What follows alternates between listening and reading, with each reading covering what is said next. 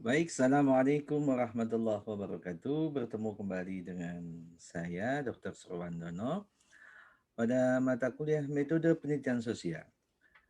Pada kali ini kita akan membahas bagaimana cara memperoleh skor titik tengah atau tendensi sentral dan bagaimana kita mengembangkannya lebih jauh untuk mendapatkan skor-skor variabilitas yang kita kembangkan dari rumus-rumus titik tengah. Khususnya nanti kita akan berbincang tentang bagaimana mencari mean dan mencari median. Selanjutnya kita akan juga mencari kuartil 1 atau Q1, mencari kuartil 3 yang nanti berbasis data kita bagi dalam konteks perempatan, atau dalam sejumlah buku statistik juga ada yang namanya desil, yakni data yang diperoleh dalam bentuk pengklasifikasian dengan basis persepuluhan, ataupun persentil dengan basis perseratusan, ataupun apapun yang hendak kita cari, maka sebenarnya kita bisa mendevelop dari rumus median. Nah, terutama ketika kita hendak mencari variabilitas yang terkait dengan posisi satu skor di dalam sebuah tabel. Baik, bagaimana langkah pertama ketika kita hendak mencari mean dalam sebuah tabel yang sudah kita susun di dalam aplikasi Excel? Untuk mencari mean di dalam sebuah tabel yang berdistribusi frekuensi, artinya tabel tersebut tidak disebut sebagai distribusi tunggal, maka mau tidak mau kita harus mencari yang kita sebut sebagai middle point atau titik tengah. Bagaimana cara mencari titik tengah? Cukup sederhana, hanya batas bawah. Seumpama di kelas pertama ini adalah 1 sampai dengan 5, maka 1 ditambah 5 dibagi dengan 2. Maka di sini kita mendapatkan 3. Selanjutnya untuk mengisi berikutnya, maka kita tinggal menambahkannya dengan range dari setiap kelas. Nah, jadi range setiap kelas itu adalah jangkauan dari semua kelas, interval dari semua kelas. 1 sampai 5 itu range-nya atau yang kita kenal dengan interval dalam konteks ini adalah 5. Jadi kita bisa hitung dari 1, 2, 3, 4, 5. Nah, maka otomatis kita tulis di sini 3 ditambahkan 5 menjadi 8. Nah, selanjutnya kita tinggal mendragnya, kita sorot dan kemudian kita tarik ke bawah. Ya, otomatis kita sudah bisa mendapatkan yang namanya semua titik tengah dalam hitungan detik saja. Nah, dari sini kemudian kita sudah bisa mencari skor min. Nah, skor min itu berasal dari katakanlah perkalian antara frekuensi dengan titik tengah. Nah, dalam hal ini kita mengkalikan 3 dengan 15. Nah, saya coba hapus terlebih dahulu agar teman-teman semua bisa mengerjakannya dengan baik. Bagaimana caranya dengan Excel? Kita masukkan simbol sama dengan, kemudian kita sorot di katakanlah titik tengah yang kelas yang pertama, kemudian kita cari simbol dari bintang yang maknanya ini adalah perkalian, dan kita sorot kedua dengan yang namanya kolom frekuensi. Cukup kita enter. Ya. Selanjutnya kita klik dan kita drag ke bawah. Ya, sudah muncul. Pak, kenapa di sini langsung muncul? Nah, ini karena tadi saya sudah siapkan formulanya. Kalau teman-teman semua mau menyusun, mendapatkan penjumlahannya cukup mudah, kita sorot semuanya, kemudian kita cari yang namanya tombol sum, cukup kita klik. Ya, kita mendapatkan total dari sigma, frekuensi dikalikan dengan titik tengah sebesar 3.169. Nah, rumus dasar dari rata-rata atau min ik di sini adalah ini saya hapus terlebih dahulu. Kita bisa adalah penjumlahan dari frekuensi dikalikan ik dibagikan dengan banyak data. Banyak data di sini kita bisa baca dari kolom frekuensi. Ini kita mendapatkan banyak data sebanyak 138. Maka cukup dengan mudah kita buat simbol tanda sama dengan. Ini kemudian kita klik sebagai representasi penjumlahan F dikalikan X dari tabel ini. Kemudian kita cari tanda slash, ya maknanya ini adalah pembagian, dibagi dengan banyak data atau N. Nah, cukup kita klik. Nah, maka kita sudah bisa mendapatkan skor dari min. Selanjutnya kita hendak mencari yang namanya median. Median itu sebagai ukuran tengah yang didasarkan dari yang kita sebut letak.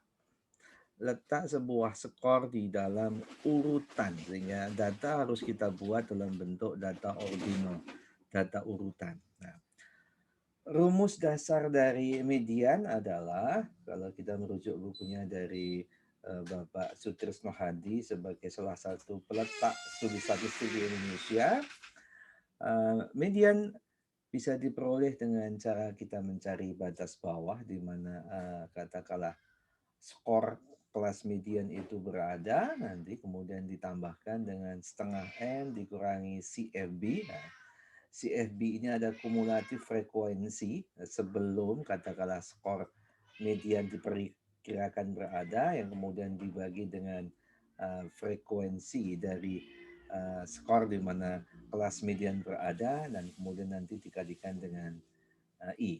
Nah, bagaimana kita nanti bisa memperoleh kumulatif frekuensi dan bagaimana kita bisa memperoleh PP ataupun FD, maka mau tidak mau kita perlu mengisi yang namanya kolom kumulatif frekuensi. Nah, bagaimana cara mengisinya? Cukup sederhana. Kita jumlahkan frekuensi itu secara berurutan.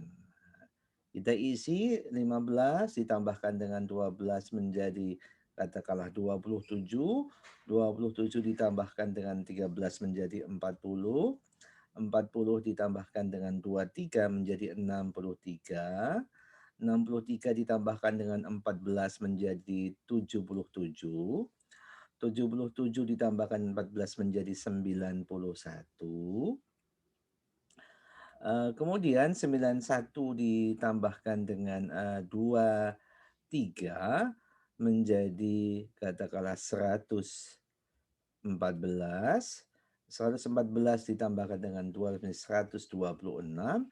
126 ditambahkan dengan 12, 138. Ya, oke, ini sudah match antara jumlah frekuensi dengan kumulatif frekuensi. Kalau penjumlahan dari teman-teman semua, para saudaraku sekalian yang berbahagia, tidak sama dengan jumlah frekuensi, maka silahkan dicek kembali katakanlah penyusunan kumulatif frekuensi.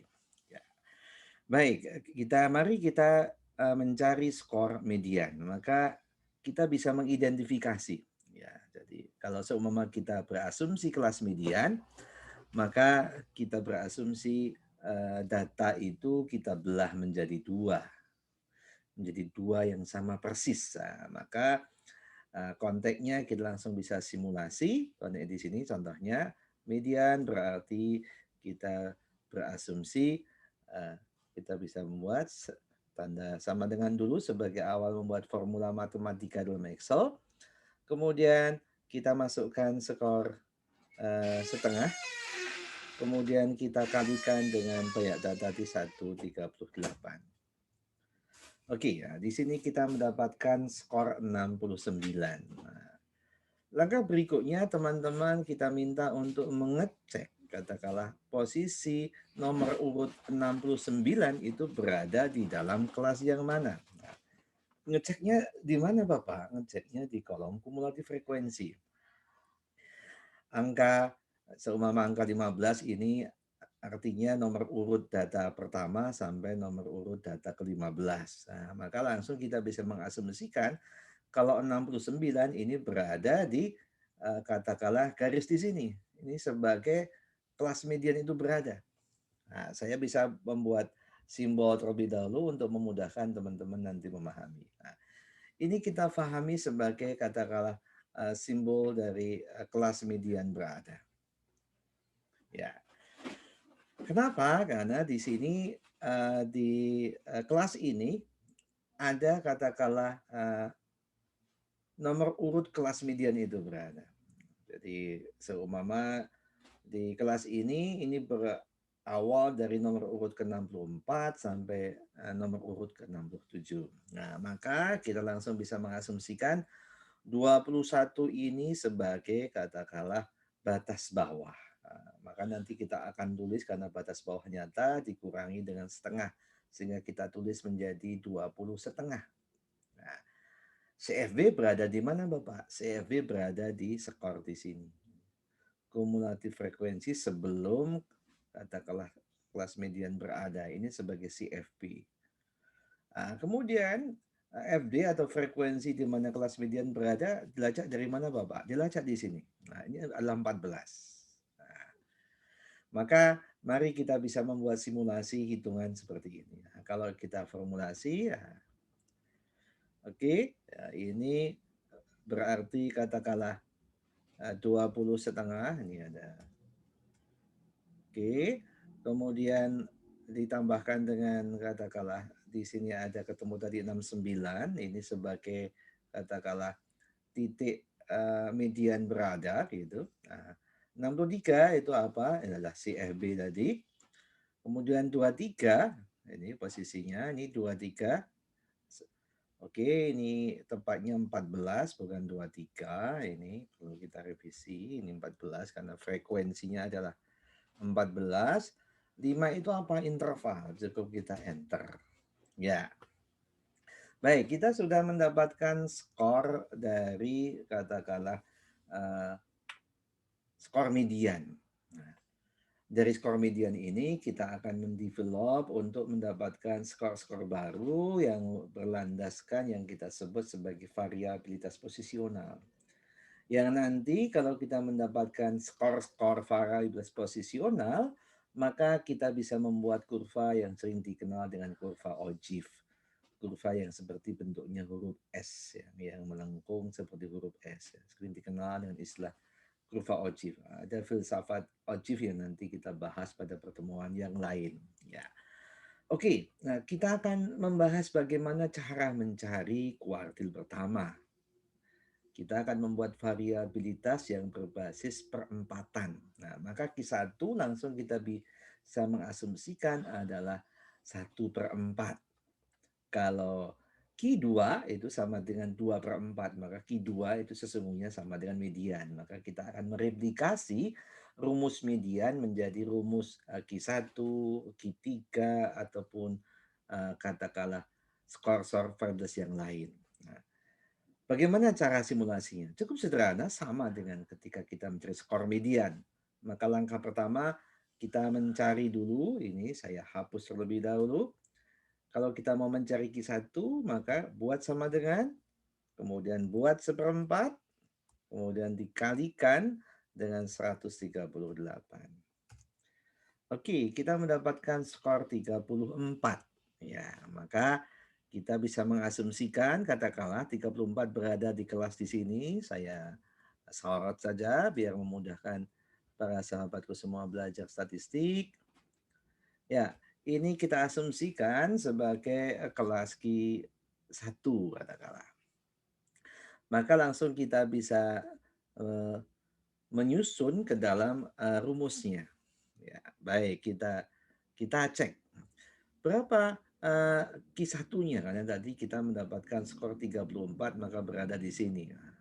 Maka kita bergerak di sini, ini bukan 14,5 tetapi 10,5 ya.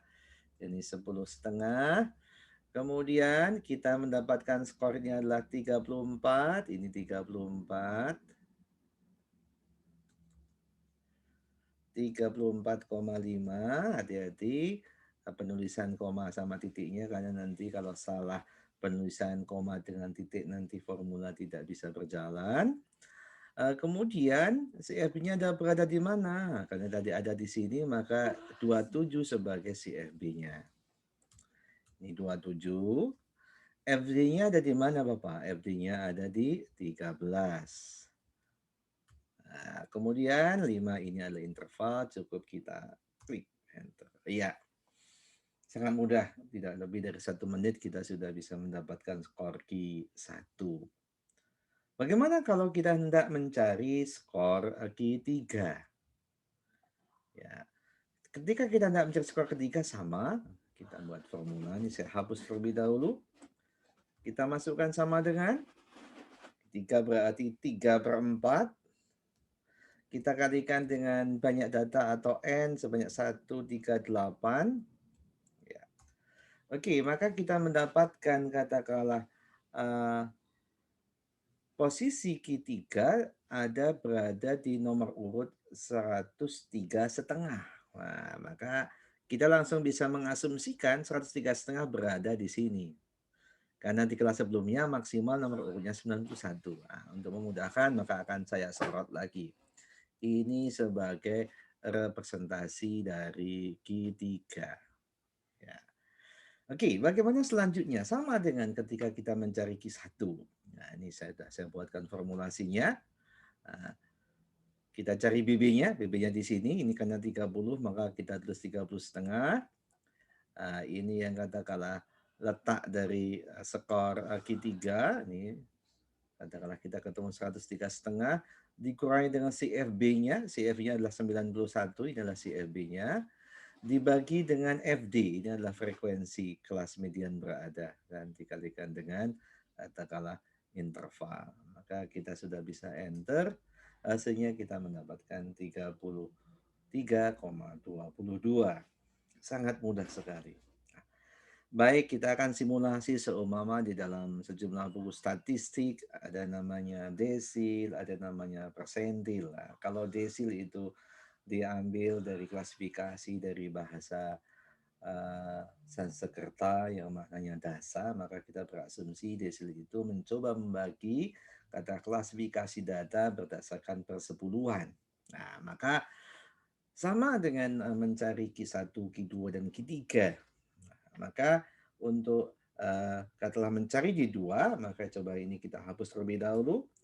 Kita buat tanda sama dengan, kita buat angka 2 dibagi dengan 10, jangan lupa dikalikan. Nah, kita pakai tanda bintang 138.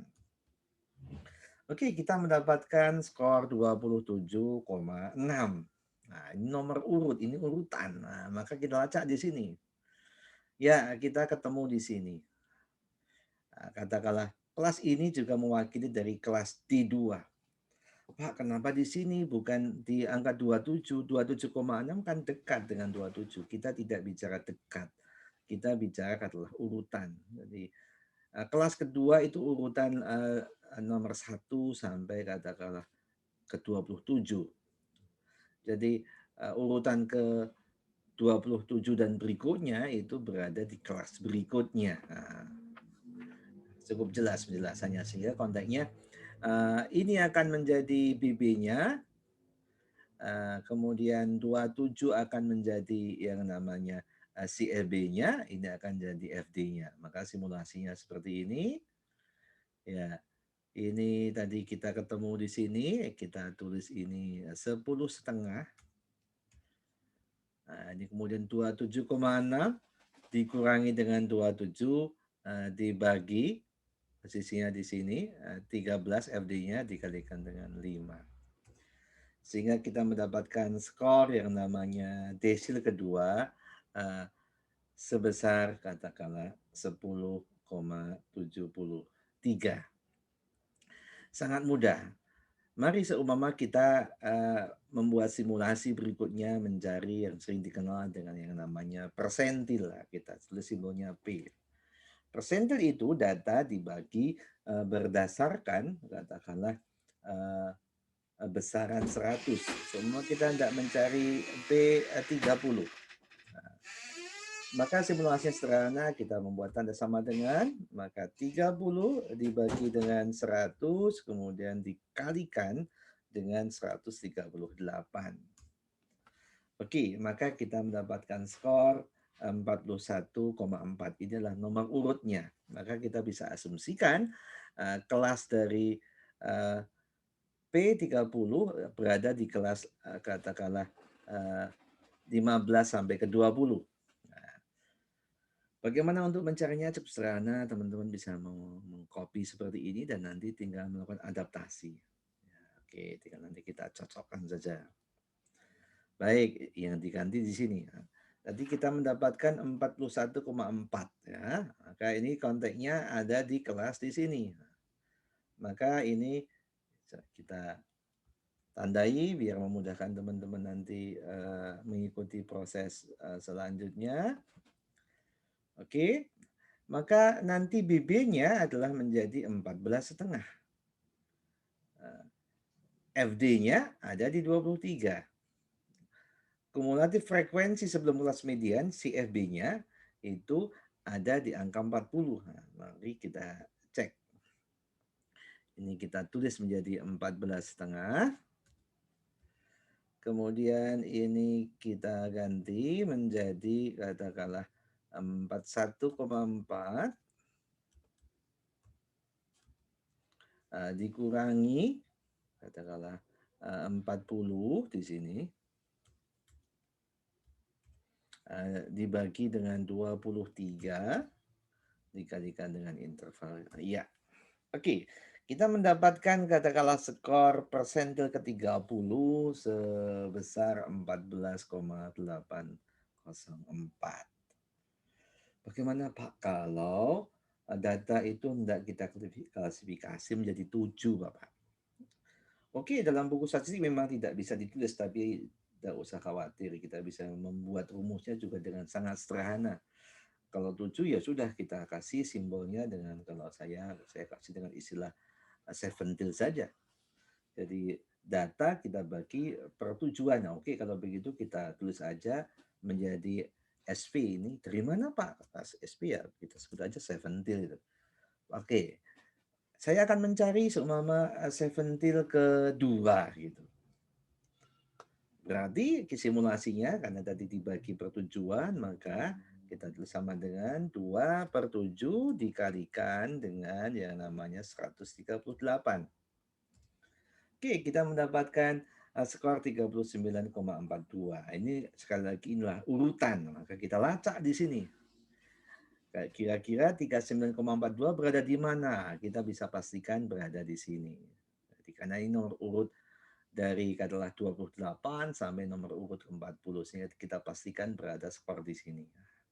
Oke, mari kita masukkan ke dalam rumus karena kita copy saja, tinggal nanti kita adaptasi seperti halnya yang lain. Oke, mari kita cek satu persatu ya. Jadi kita mengasumsikan kelas Seventil 2 itu ada di kelas ketiga. Maka ini kita langsung bisa asumsikan ini adalah menjadi 10,5 kelas ketiga. Kemudian tadi kita ketemu 39,42, kita tulis saja di sini.